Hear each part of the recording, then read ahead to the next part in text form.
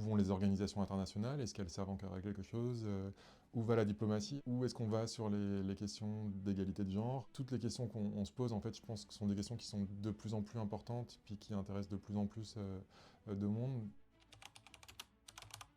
La première manière dont j'ai travaillé sur la mondialisation, c'était sur ce qu'on a appelé la mondialisation audiovisuelle à partir des années 80, qui était en fait pas mal une mondialisation de la télévision, c'est-à-dire un moment où les programmes de télévision ont commencé à circuler, à s'échanger, à être vus un peu partout dans le monde, puis où il y a des chaînes de télévision internationales qui ont commencé à être créées sur le modèle de CNN International. Ensuite, j'ai travaillé sur un autre type de mondialisation qui est la mondialisation du commerce, la mondialisation du commerce international. J'ai plutôt essayé de travailler sur comment est-ce que cette mondialisation commerciale, elle s'est traduite par de la professionnalisation. Comment est-ce qu'il y a eu des professionnels de la mondialisation qui sont apparus, des professionnels du commerce international.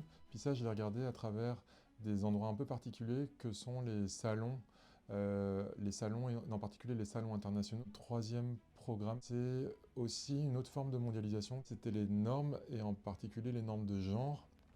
Et je me suis intéressé à un cas spécifique qui était la féminisation des diplomaties à travers le monde. Donc je l'ai beaucoup étudié de manière quantitative dans le cas de la diplomatie française. Puis plus récemment, j'ai élargi en fait la focale à la façon dont dans la diplomatie, en tout cas, on retrouve des formes de lutte normative sur les enjeux de genre et en particulier d'égalité de genre, hommes-femmes, mais pas seulement, minorités sexuelles et de genre.